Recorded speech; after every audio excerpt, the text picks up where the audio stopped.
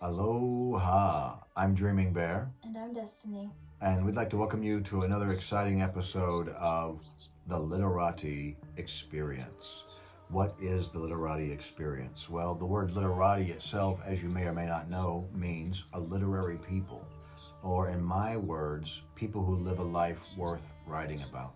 And so I've compiled I guess you could say, a glossary of human beings from across time in the past to speak to us in the now by taking parts of their words and thoughts sourced from things like their personal diaries, letters they wrote to their relatives, books that they had written, etc. Not just people, also concepts, philosophies, and many great variety of thought forms are represented in the Literati series. So we issued a challenge not too long ago that we would invite people to watch one episode per day, take notes on it, contemplate it, see what parts you might want to assimilate into your everyday life and which parts you want to leave behind. And I think we've been having a lot of fun doing that experience because it gives us a chance to connect on things that aren't so mundane. We can talk about ideas, we can talk about I think the things that human beings in their heart of hearts long to talk about. I don't know, what do you get from it? Is that what about it do you like? I love that it just opens the mind up to thinking new thoughts instead of the old habitual beliefs. It opens the mind to thinking new beliefs and new perspectives from all kinds of people, great people. Things you potentially would never have thought of, but also things that you've probably thought before yourself, but in a slightly different way. Yeah. That's that golden thread of truth, I think, that runs through all traditions. The human experience itself as a sacred experience. And it doesn't have to be from the perspective of a religious viewpoint, just the sacredness of two lovers making love, the sacredness of a mother breastfeeding a child, the sacredness of a father and son bonding moment, the sacredness of just us having a conversation about something more significant than the mundanities of a world that's literally gone insane, right? So today we're going to try to reclaim the lost narratives, reclaim some of our escaped sanity as a species, and just discuss. Let's start some of the foundational first premise thinking. I don't think you can get much more first principle than Pythagoras. Yeah. Ancient philosopher, had roots in Greece, had roots in ancient Egypt, and God knows where else. But when you trace back the philosophical viewpoints of the Western narrative, it always somehow sources back to Pythagoras.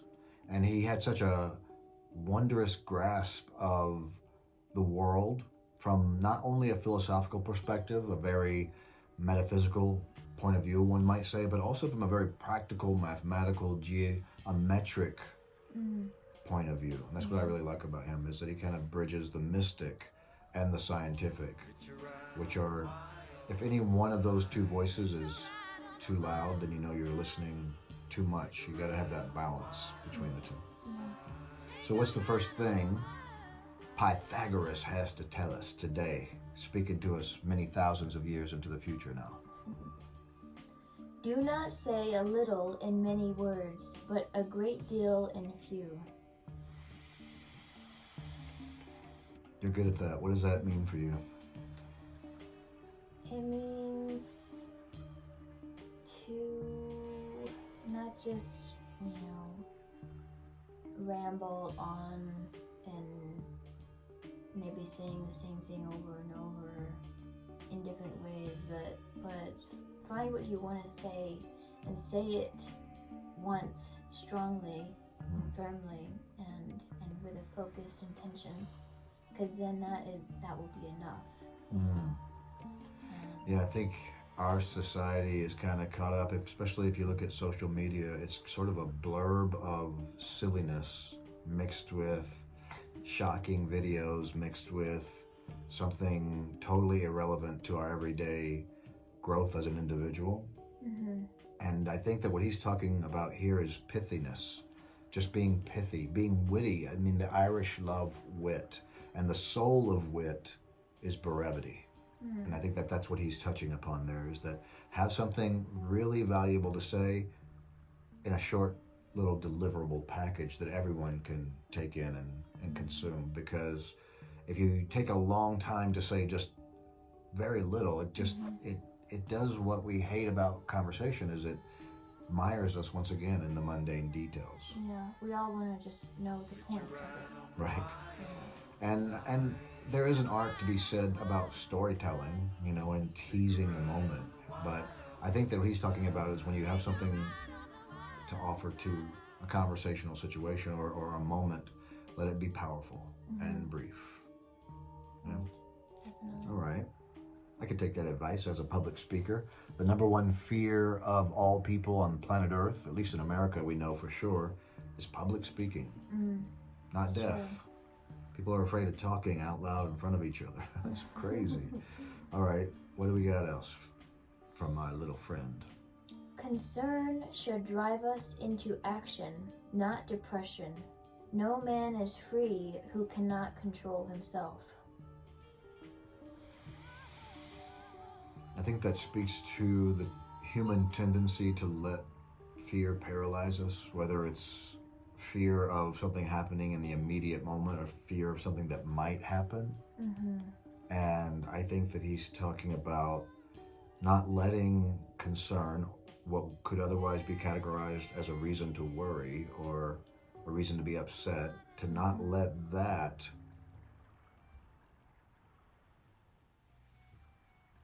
take away our joy, take away the reasons, that all the million other reasons we have for being ecstatic, dancing outside of the body, as it were, because of how blessed we truly are, how much of a gift each moment actually is. Yeah. What did you get? Is that sort of where you come from? Yeah, I get the same thing. And I mean, when something traumatic happens, it's easy to fall into a paralyzed state of being, you know, where you don't know how to move forward, you don't know how to take action. But just kind of bringing trust to the situation can help you move forward, you know, and just surrendering to what is and what happened or what will happen, just being in that state of peaceful surrendering, you know, will give you the courage and the motivation to at least put one step forward so that you can keep walking forward on. And that's a big lesson that I'm going through as well. So yeah, I definitely resonate with that. Definitely relevant to our current times that we're living in. Okay, what else? Choose to be strong of soul than strong of body. Yes. I think if I were to amend that, I would say to be strong of soul and of body. For me, that's a better truth, but let's just discuss what he said. I think, you know, it's pretty apropos in the sense that society is so focused on how we look physically. The physical appearance is such a big part of life as being a young human, you know, and he's saying rather than spending all your time pumping your muscles, use that time to pump up your essence, to muscularize your metaphysical self, and to show up in a spiritual way the way you would like to show up in a physical way. And then there's also kind of some hint in that, although unspoken, that if you do show up for yourself that way spiritually, that your physical aspects will naturally come into alignment, because as above, so below. Exactly. And the truth running parallel to itself in all things. It's interesting, if you exercise a muscle and you give it resistance, it grows. Without resistance, muscles can't grow. Without resistance, we can't grow. Without challenge, we can't grow. It's true. And so that truth running parallel to itself is what it brings up for me. Yeah. What about you? What it means to me is it is all about intention. You know, like if you want to be strong, don't just have the intention of, oh, I want to look strong, but have the intention that I want to be strong. You know, in every aspect that I am, you know, because then when you come at it at that point, you come at it at a more wholesome point, you know. When you start with the soul, it's easier for everything else to unfold, you know, than the other way around, because thought creates matter. Yes. Matter doesn't create thought. Yeah. Okay. I think that's well said. What else we got? Going on down the line of ancient truth. Actually, let's just take a break for a second. I want to invite our special guest to join us in 3, 2, 1. Welcome! Our dear friend Grogu has decided to pop in on us from out of nowhere. He loves the philosophical discussion, so we thought we'd invite him to join us before our flow got too intense. Above the cloud with its shadow is the star with its light. Above all things, reverence thyself. Yes. Again, we're back to this common thread theme in philosophy of knowing oneself, and where better to begin to know oneself than by thinking of oneself in a reverent manner. Taking care of oneself. You take care of what you revere, the word revere, to worship, to adore. Not to become an Adonis per se, but to become a being who can see the beauty in your own inherent being. I learned a long time ago that if I could just look at myself through the eyes of an angel, that I would see a person I could see myself without judgment, as it were, and give myself permission to forgive myself. That's sort of what I get from this, but what do you get from it? Well, it was a little confusing, but hearing you talk about it brings a little more clarity. So it's basically saying that wherever there is a shadow, there is a light, basically. Yeah, that's very true. I definitely get the sense that all the dark parts that happen in life are meant to happen so that you can see the light, you know, because if it was all light, you wouldn't have anything to compare it to, you know, and so it kind of makes even the dark moments meaningful. And if you think about it being a cloud, emotions, bad or good, are clouds. We're not the clouds, we're the sky. And the clouds move through us the way the clouds move through the sky. Emotions move through us. Right. Yeah, that's true. Yeah. What do you think, Grogu? Yeah, that's what I thought. All right, what else we got from Pythagoras? Evolution is the law of life. Number is the law of the universe. And unity is the law of God. See, he breaks it down to a nice little package for us, which is why we love Pythagoras. He's all about the triad, the sacred triad, you know, the triangle.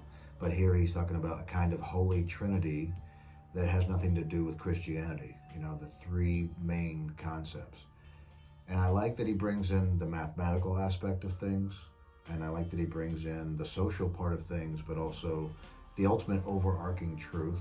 But he doesn't seem to say that it's a bigger truth than the other two, is unity. At its fundamental, oneness is what we're all about. When we talk about spirituality, we're talking about oneness. When we're talking about humanity, we're talking about social interactions and rites of passage, ways of being. And when we're talking about nature and the world, we're talking about numbers in a way, geometry. Yeah. That's what I got from it. What about you? To me, it's something to ponder. You know, that's such deep insight that I feel like I want to ponder it more before I can really speak on it.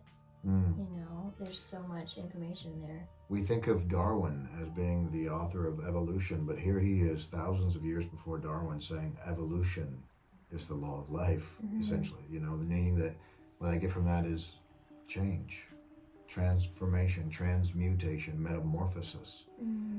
That's part of life. That's the law of life. We're here to transmute, to change, to emerge, as it were. Yeah, I also love, he says, unity is the law of God. Mm. And God can mean many things, but I think in this context he means the creator. Mm. And Yeah, it'd be interesting to have him here and ask him, hey, what did you mean by the word God? yeah, exactly. And was that the actual word that you used? You know? Yeah. All right, what else we got? Pythagoras. Step not beyond the beam of balance. This is a traditional philosophical thought that I find really resonant in Buddhism as well, is that the middle path, not too light, not too dark, but that the true path is a middle path. It's a balance of the two. It's a balance. And that when you step beyond balance is when you become sort of lost within yourself, Mm-hmm. out of control in the world, and you can't really know your true center. You can't find and touch the authentic center of who you really are unless there's balance in your life. That's true. That's what it brought for me. What about you? Yeah, I love balance. You know, it's in every single way. I can't live without balance. You can't have too much of something. You can't have too little of something. And for me, when I feel the most taken care of in all of my being, I feel like I have balance in every area, you know. Mm. Not too much luxury, but also not too little shelter, you know, or not too much food, but also not too little food, like, right. you know, these Right. things. So it's like finding that sweet spot, but also in the emotional state, bringing awareness to both spectrums of the emotions will help you bring the balance and realize that both sides are meaningful and useful, and they're tools to help you move forward. So yeah, I love all that balance. Like we're experiencing right now, we got a little bit of light coming in. We just had a hardcore rain last night, and so everything was kind of cold and foggy when we got up, but now the sun's coming out to bring that balance, and you can kind of hear the pyramid creaking in the background as the glass warms up and begins to expand. And I think that we need dark, cold nights, and we need bright, sunny days. And without knowing those two parts of the same continuum, which is existence, that we can't really appreciate them unless we're somewhere in the middle. That's true. Yeah. Yeah. Like when we lived out at South Point, we could see the whole island. It was like we were in the middle of the island. We could see everything happening everywhere. All right, what else we got? It is reserved only for God and angels to be lookers on. What did that ring your bell with? That we're not meant to worry or concern ourselves with what is ahead of us and what is in the future. That's not our job. We don't have any control in that area. The only control we have is in this present moment, and that is our job. But the job for the future is for God and for angels, you know, and that is a great relief. Like, oh, I don't need to concern myself with that because it's taken care of. You know. I got a little something different out of it. I got that only gods and angels can be passive observers of life, of existence. We have to be actually actively involved and engaged in making things happen. Only they have the luxury of watching from their gilded existences, wings, and being able to travel at the speed of thought or whatever it might be to be supernatural. And then we're left to employ ourselves in the activity of actually living. Yeah. So I think that's good. See the masculine, feminine perspective difference here. All right, Pythagoras, what we got from our last 11 minutes as we delve into him? We might not get through all of these, but let's get to as many of the good ones as we can. To cognize the divine essence is the highest purpose of soul, sent by the Creator to earth. To cognize divine essence is the highest purpose of soul sent by the divine creator to earth. That's a pretty, like, knocking at it out of the park, home run of a philosophical statement, as it were, because it makes us realize that you've probably heard the saying that we are not physical beings having a spiritual existence, we're spiritual beings having a physical existence. Right. And it sort of resonates in that vibratory escrow, in the sense that it suggests that what we're here to do really is to find our own particular spiritual path. And I like to say that there are as many paths towards the one as there are individuals willing to blaze them in a unique way. Mm-hmm. And I think that's what it speaks to for me, is having the audacity to live your divine truth, regardless of what the world thinks of you. That's true. Yeah. I mean, we all carry a divine essence. We all carry a purpose to some extent. And if we can stay true to that essence, then we are more in alignment with our soul and our purpose of being here. Right. And yeah, it's really beautiful. Beautiful statement. You find it to be true? You resonate? Definitely. Okay, I think we're on the right path then. That's what we're trying to do, is find out who we are, why we are, where we're headed, what it's all about. Even if the answer simply becomes, it's all about whatever you want it to be about. You're headed wherever you want to be headed. You are what you want to be. Right. All right, Pythagoras, what else we got here? Before all be real, only the truth gives the word, the Orpheus power. I like that. I told you to write that down because of the word, the Orpheus power. Those of you who don't know who Orpheus was, he was the greatest, potentially the greatest poet who ever lived, able to charm even the rocks with his poetry. This is a man who went down to hell to rescue his kidnapped beloved and almost made it out of hell with her, because his eloquence was so great that he was able to convince Hephaestus to give him a second chance. And so I really like Orpheus. And when I think of the Orpheus power, I think of the ability to make manifest that which is not yet manifest. And how do we get there? What did he say? Be real. Just be real.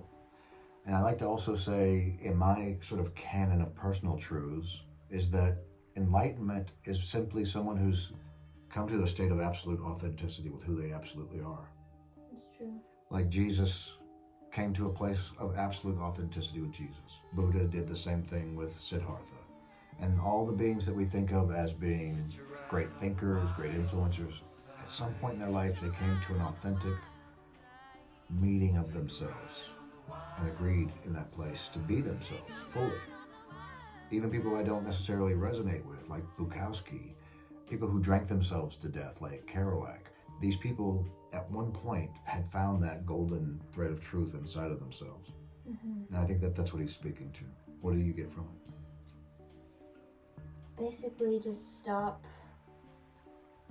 having a false identity towards yourself and towards others, you know. Something that's kind of tough for me is when I'm around other people, I find it a challenge to really be myself, because I want to give to other people. Like, I want to take care of all their needs, and I want to be kind, and I want to be liked, you know, I want to fit in. And so with all that going on, it can be challenging to just be like, okay, I'm just gonna be me no matter what. Right. You know, because then you take a risk of maybe hurting someone, maybe not being liked, maybe not fitting in, you know. So you have to let all that go and just be real with yourself, because if you can't be real with yourself and you can't be real with others, then, you know, what's the point? You're just creating a false story for yourself. Which is essentially what social media does, in a way. People are very tempted to create false versions of themselves and not be real. And I think that there's something we'll find another common thread in the Literati series with these people is that not being who you really are ends up really hurting you in the end. It ends up really being something that beings regret at some point, and it only really hurts you.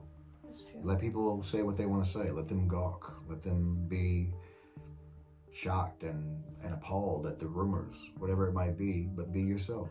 Yeah. Right, Grogu? All right. What else we got in our last few moments here? A stone is frozen music. Here we get into his vibratory perception of existence, how everything is kind of vibration, frequency, and sound, and music in a sense. And a stone being frozen music, wow, what a poetic and metaphorical, but also so very true statement.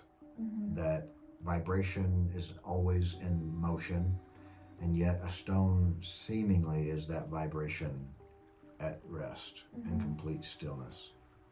Yeah, wow.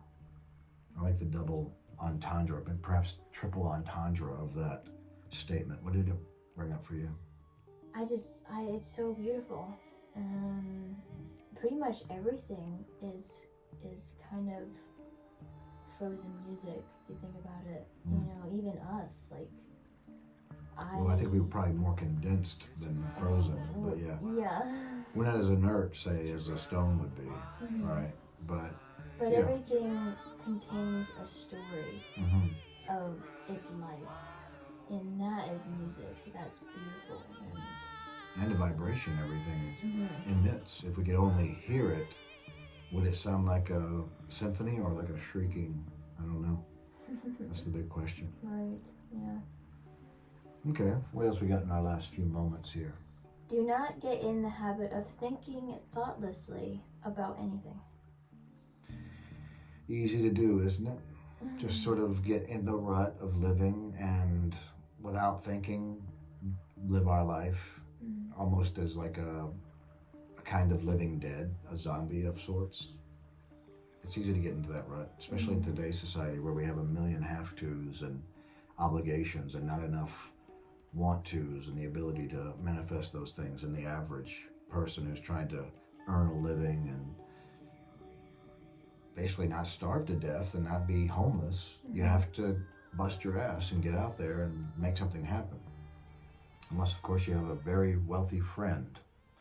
But what did it bring up for you? What was your sort of take on it? It takes a unique individual to break a habit of thinking thoughtlessly. Because in our society, it's kind of everyone seems like, oh, you gotta do this, and it's like there's like this mundane vibration of what needs to be done on like in a day-to-day basis, but none of that really matters. What really matters is your heart and what you desire, what your passion is. Yes, your state of mind while doing whatever you're doing. Yeah, and that requires deep thought, you know. But the things that require day-to-day basis, that's more of a thoughtless thought, you know. Just trying to get out of the habit of being in that state for too long. Don't be a worker bee. Basically. Yeah. Don't live the drone life on autopilot, right? Yeah. All right. I think we have a lot more, but we're going to skip down. The experience of life in a finite, limited body is specifically for the purpose of discovering and manifesting supernatural existence. Shazam! Wow. It's like lightning bolt. Let's say that again. The experience of life in a finite, limited body is specifically for the purpose of discovering and manifesting supernatural existence. That sounds like an invitation to be a superhero. It's like, oh, there's a mutant X gene waiting to be released in your spiritual soul, and your whole purpose is to come out and find out what your superpower is. Yeah. Or what they are, not just one maybe. I like to think of poetry as my superpower, you know, my ability to stand in front of an audience and feel no nervousness whatsoever, but rather a real enthusiasm, and then be a channel like a cup pouring out liquid light into the hearts and minds and eyes of those I'm with. That's my superpower. It's what when I do it, I light up and the world lights up around me. Mm-hmm. And that's just one of them. Art is another one. Creativity is another one. And you have yours, dancing, music. We all have our superpowers, right? Mm-hmm. And I think this is an invitation that says you're here not just to live, but to live in a supernatural way. Supernatural way. What does that mean? Supernatural. What are your thoughts? Anything is possible. And if you just really believe in it, it will come true, you know? And this physical form that we're in is proof of that. That we were created in such a supernatural way, if you really think about it. Like, we came out of a vortex, a womb, you know, into this dimension from another dimension. And everything is magical. And if you just really believe in what you want, and if you believe anything is possible, you can achieve it. Because thought creates matter, like we talked about before. And yeah, it's this experience of living in this body is truly a magical experience, if you believe it to be. If you let it. Yeah, if you let it. Magic is everywhere once you start to see magic all around you. Mm-hmm. And I think that that's a good note for us to end on. Even though we have some more really good juicy bits here, for the sake of our audience, we want to thank you for taking this moment to leave your cares behind, to leave behind the world, as it were, and to join us in this conversation as we dive deep into ourselves and into each other's hearts and minds. We discover more about who we are, why we're here, what we want to do with this limited amount of time between birth and rebirth into the grave that we have. And if you had one big takeaway from Pythagoras, like, what's your biggest takeaway from everything that he had to say, that you heard? That there is a divine essence behind everything. And if you truly look within yourself, you can see the essence of everything by looking within. Mm-hmm. You know, there is a unity of us all, you know. Yes. Yeah, that's what I get. I think if I took one thing away, it would be that if we could look at life as kind of the way we look at music. When you listen to a song, you don't just sit there and listen to the beat, and if a violin comes in, you don't just stop listening to the beat. You're still listening to the beat. And then a voice comes in, you don't stop listening to the violin and the beat, you're listening to the voice too. And that's what life is. It's a chorus of many instruments, many influences, many inputs. It's a song, it's a symphony, really. And we have to be able to think on the myriad levels, not just in the one way. People want to say science is right or religion is right. Well, they're no more right than a bass line is to a drum. In other words, they're part of the same song. And without the chorus, it would just be a lone instrument out there, and everyone wants that and needs that variety of thinking. And so when he says music of the spheres, I think he's speaking to the concept, at least for me, of being able to hear, experience, perceive, synesthetize life from the perspective of music, and appreciate all of its highs and lows, appreciate the tones, appreciate the goods, the bad parts, and savor it without having to isolate any aspect of it as the ultimate. You know? Mm-hmm. All right, anything else you want to add to our home audience before we say goodbye? No. We thank you so much for joining us. It's our gift to come together with each other, and it's our honor to invite you into this conversation. Go ahead and take a look at some of the Literati episodes, see which parts speak to you, and join us in the Literati Challenge. And until then, from myself, from Grogu, and from Beloved Destiny, we say, aloha. Aloha.